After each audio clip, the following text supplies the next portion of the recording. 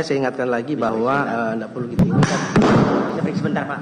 Karena Gus Muhaimin memberikan program siapapun yang hamil yang ada di muka bumi Indonesia ini akan diberikan tunjangan selama hamil. Makin panas dari hari ke hari, dunia politik Indonesia makin panas. Setelah deklarasi Capres-Cawapres pasangan Anies Baswedan dan Muhaimin Iskandar, kita dihebohkan lagi nih dengan janji-janji brutal yang dilontarkan oleh pasangan ini. Caimin yang baru aja mencuri perhatian ternyata punya janji politik jos gandos nih. Kalau beliau nanti jadi naik, Caimin janji nih, kalau BBM bakal disubsidi sebanyak mungkin, bahkan kalau bisa dikasih gratis. Kemudian untuk ibu hamil akan diberikan santunan selama masa kehamilan senilai 6 juta rupiah per bulan. Waduh, gimana, asik kan? Gus Muhaimin memberikan program siapapun yang hamil yang ada di muka bumi Indonesia ini akan diberikan tunjangan selama hamil. Nah, sementara lawannya Prabowo Subianto punya janji yang berbeda. Kalau Menteri Pertahanan ini naik jadi presiden, dia menjanjikan makan gratis untuk semua siswa di Indonesia. Wah, ini cocok banget nih sama janji Pak Caimin ya. Pasangan yang rajin bikin anak tapi gak mau pusing bisa ongkang-ongkang kakek tuh. Sayangnya janji brutal-brutal kayak gini belum lengkap. Karena Pak Ganjar belum mengungkapkan janji apa sih yang beliau berikan kalau si bapak ini naik presiden. Nah, sebagai warga Indonesia kita sih gak muluk-muluk ya. Ibu hamil boleh nggak dapat santunan, anak sekolah boleh nggak dapat makan gratis, asalkan baca pres dan baca wapres yang sekarang mau janji kalau penanganan korupsi bisa dieksekusi dengan baik, ya nggak? Pokoknya yang korupsi wajib tuh untuk dihadapkan dengan hukum yang seberat-beratnya, dan nominal yang dikorupsi itu harus balik ke negara. Ya kalau bisa nih dimiskinkan 7 turunan aja supaya was-was mereka takut mau korupsi. Jangan kayak kasus Pak Lukas NMB. Kok bisa sih pelaku korupsi lempar mic di tengah sidang? saya ingatkan lagi bahwa tidak perlu gitu. Sebentar Pak. Karena dia punya hak ingkar. Padahal harusnya kan semua orang tunduk di hadapan hukum. Atau emang udah biasa nih lempar kartu sama koin di meja kasino? Ups, maaf. Selain pemberantasan korupsi harus ada juga nih baca pres dan baca wapres yang berjanji akan menumpas judi online kalau mereka terpilih. Aduh, hal ini jelas meresahkan. Masa artis promo judi malah dijadikan duta judi online? Parahnya lagi, judi online ini tuh udah mengambil alih akun YouTube dari DPR dan juga promosi judi online. Apakah kita salah kaprah? Itu bukan judi online tapi Candy Crush. Iya, entahlah. Setiap yang hamil akan mendapatkan tunjangan 6 juta selama kehamilan. Oh iya, kalau mau lanjut lagi, baca pres dan baca wapres juga harus tuh janji kalau mereka mau mengusut harta tidak wajar dari manusia-manusia yang sering flexing. Hal ini bukan persoalan iri karena kalah duit ya, tapi emang yang flexing itu duitnya sering datang dari hal wadidaw atau punya sikap yang bikin gemes. Contohnya yang kemarin ini nih, seleb TikTok Lulu Nuril mendapat perhatian setelah memaki siswa magang di sebuah toko swalayan. Kan emang ini kan nggak bisa bayar cuma belanjaan segini. Tak laporin kan. Kasus ini emang berujung permintaan maaf dari mbak seleb TikToknya yang ternyata istri orang berseragam. Tapi meski udah minta maaf, netizen kita tentu yang gemes ya. Tentu tetap cari-cari banyak hal tentang si mbaknya.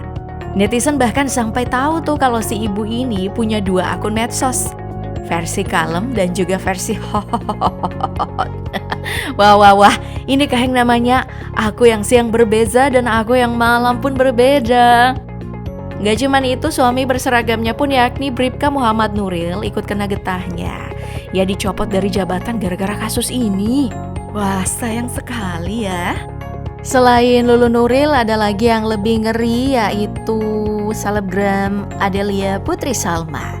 Siapa sangka di balik wajah cantik, kalem, anggun dan memikat ini, doi ternyata mendapat hartanya dari perdagangan haram si suami.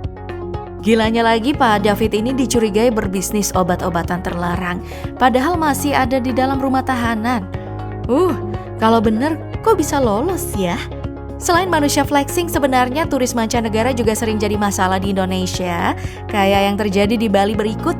Si bule ini berani loh main fisik dengan warga lokal, padahal dia yang salah karena udah parkir sembarangan. Ih, gemes.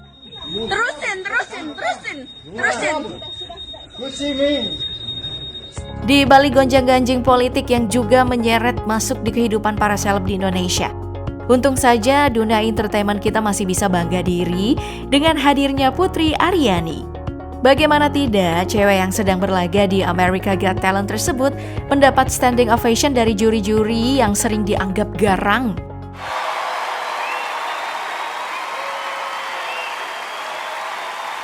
Putri Aryani.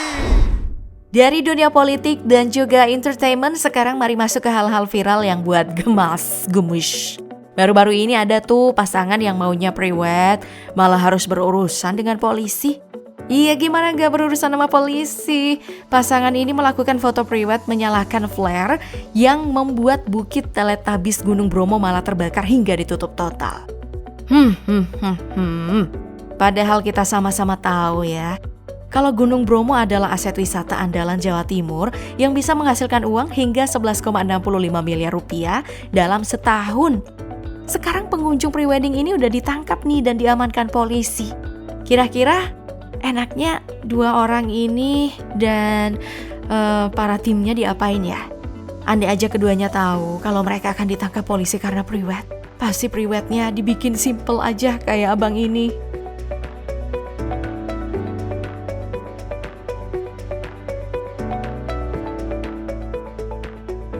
Oh iya, bicara soal orang yang mau nikah, ada lagi nih kasus dari NTT tapi bukan persoalan priwet. Baru-baru ini Kabupaten Sumba Barat Daya NTT dihebohkan dengan terjadinya kawin tangkap. Seperti namanya, perkawinan yang satu ini dilakukan dengan menangkap mempelai perempuan untuk dinikahkan dengan mempelai laki-laki. Tapi yang namanya pemaksaan tetap melanggar hukum dong. Makanya pelaku kawin tangkap ini langsung diamankan polisi. Nah, di Sumba sendiri budaya kawin tangkap memang ada dan menjadi tradisi. Tapi kawin tangkap sesungguhnya disetujui oleh kedua mempelai. Bahkan kawin tangkap masuk dalam prosesi adat yang sakral tanpa pemaksaan. Namun di dunia modern yang sekarang prosesi adat ini banyak bergeser dan kawin tangkap dilakukan dengan paksaan. Bahkan tidak jarang ya prosesi ini membuat korbannya mengalami kekerasan mental dan juga fisik. Jadi wajar kalau pelakunya tadi ditangkap sama polisi. Yang tak kalah membagongkan, beredarnya video tentang parade sound horeg di Malang yang sampai-sampai ini merusak fasilitas umum, merusak rumah warga, bahkan kabarnya sampai ada kakek yang meninggoy.